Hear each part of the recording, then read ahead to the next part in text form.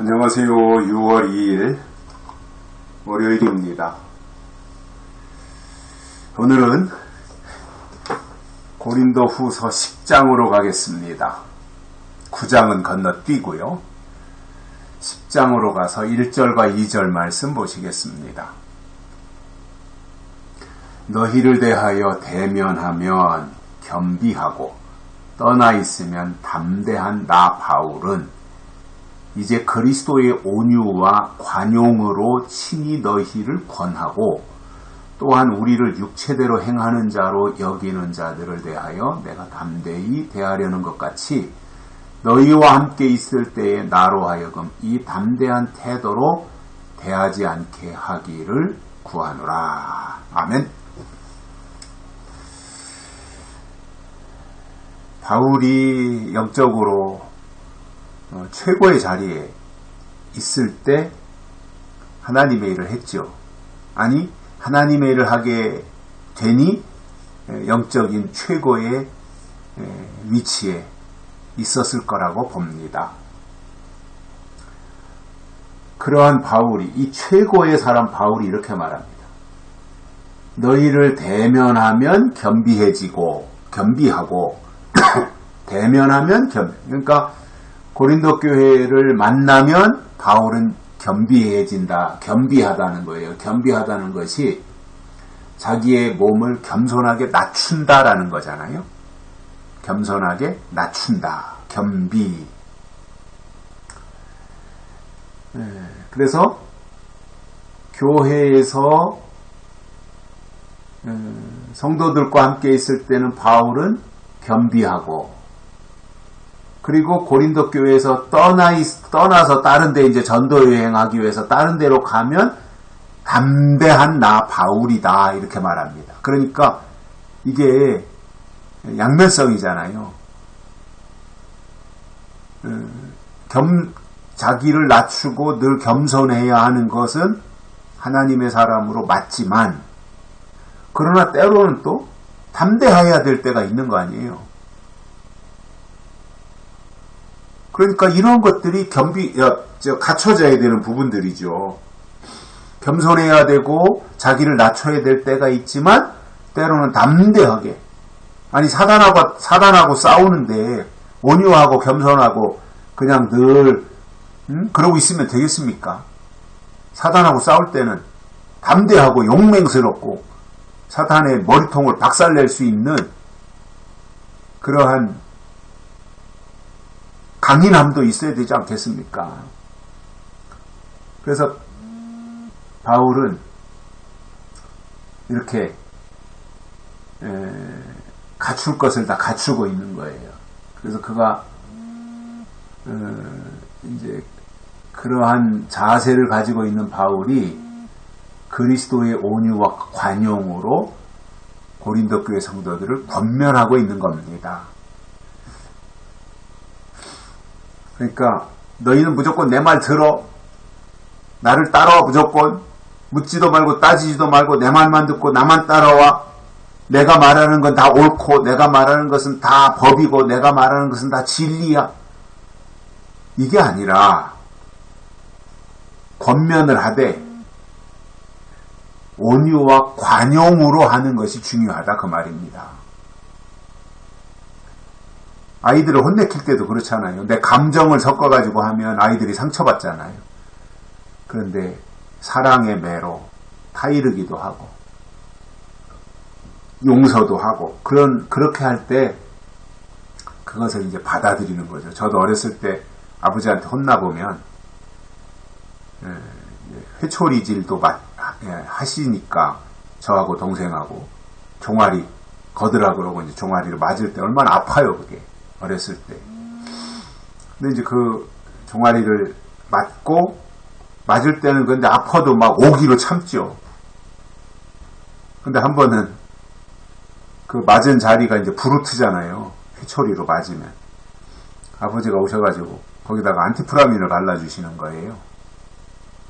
그때 이제 감정이 북받쳐가지고 때릴 때의 아버지는 굉장히 무서운 분인데 그렇게 그 종아리에다가 안티프라민을 발라주실 때는 그 손길이 그렇게 부드럽고 따뜻하더라고요. 그때 오히려 이제 감동이 되는 거지요. 그런 것 같아요. 책망보다는 권면하고 또 이렇게 정말 그 온유한 자세로 다가가서 설득시키고 하는 이런 것이 훨씬 더 받아들이는 사람의 입장에서는 좋은 것이다. 그런 생각을 하거든요. 그럼 바울이 또 이렇게 말합니다. 우리를 육체대로 행하는 자로 여기는 자들을 향하여는 내가 담대히 대하려고 있다. 바울의 일행을 육체대로 행하는 자로 여기는 자들, 바울이 하고 있는 일을 육신의 일로 여기며 사사건건 발목 잡고 꼬투리 잡고 하는 그러한 사람들을 대하여는 바울이 굉장히 담대했다는 거예요. 아니, 싸워야 되니까요. 싸우는 사람이 뭐 그렇게 아이고 그러십니까? 아이고 알았습니다. 제가 잘못했습니다. 그럼 싸움이 되나요? 전광훈 목사님이 그 문재인 때 이제 광화문에서 하면 막 이제 때로는 막 욕도 하고 뭐 소리도 지르고 하잖아요. 이제 그걸 가지고 이제 전광훈 목사님을 비판하는 사람들은 목사가 돼가지고 말이야, 응? 품격도 없이 막 이제 이렇게 이제 비평하는 사람들도 비판하는 사람들도 있었어요.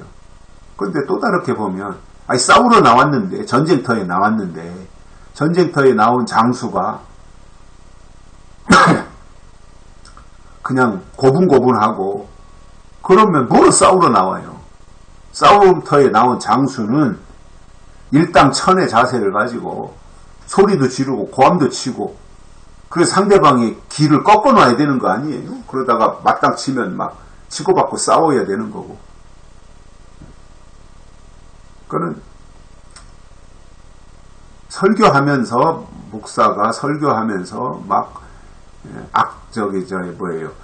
그 욕을 막 설교에 담아가지고 한다는 것은 좀 비판받을 수 있고 그것은 적절하지 않다. 그런데 아스팔트에 나가서 지금 싸우고 상대방이 주사파 아니면 친북 아니면 종북 이런 사람들이고 공산주의자라고 하는 것으로 생각한 정공원 목사님이 나가서 지금 그들하고 싸우려고 대치하고 있는데 그 상황에서는 거기에 적절하게 소리도 지르고 고함도 치고 욕도 하고 해야 싸움이 되는 것이 아닌가 그렇게 저는 생각을 합니다. 뭐 잘했다 잘못했다 이런 걸 떠나서 그 상황에서는 그렇게 할 수밖에 없는 거 아니겠어요? 그게 설교하는 자리였다면 좀 부적절하다 생각하지만 아니 싸우러 나간 사람인데 싸움터에서야 뭐 별말을 못하겠어요? 바울이 지금 그렇게 말합니다. 바울의 일행을 가리켜서 꼬투리 잡고 발목 잡고 아니 저 사람들은 육신대로 행하는 자로 판단하고 하는 그들을 대하여는 바울이 굉장히 담대하게 대했다는 거예요. 뒤로 물러서지 않고 양보하지 않고 대범하게 그들과 맞닥뜨려 싸웠다는 거죠. 그러나 바울이 너희와 함께 고린도 교회 성도들과 함께 있을 때에는 나로 하여금 그렇게 저 육체대로 행하는 자로 여기는 자들을 대하는 것처럼 담대한 태도로 대하지 않게 하기를 구하노라. 그러니까 저렇게 사악한 사람들을 향해서는 담대하게 하지만 너희들을 향해서는 담대하게 할 필요가 없어야 되지 않느냐. 그렇게 되지 않도록 구하라. 그 말을 해주는 거예요. 그러니까 상황에 따라서 사람의 생각은 달라질 수 있어요. 그렇다고 해서 우리가 진리 문제를 바꾸자는 게 아닙니다. 상황에 따라서 우리의 생각이나 태도는 달라질 수 있어요. 진리 문제는 끝까지 사수해야 되지만 그렇기 때문에 바울의 일행을 그리고 바울이 하는 일을 비판하는 사람들을 향해서는 담대해야 되고 그리고 바울과 같은 편인 고린도 교회 성도들을 향해서는 담대할 필요가 없는 거잖아요. 그러니까 고린도 교회를 향해서는 내가 굳이 그렇게 소리를 지르고 욕을 하고 막 이렇게 대하지 않게 하기를 구하노라. 그러니까 그렇게 되지 않도록 너희들이 조심해서 주의해서 해달라. 그러한 말을 해주고 있는 거지요. 여기까지 하겠습니다. 고맙습니다.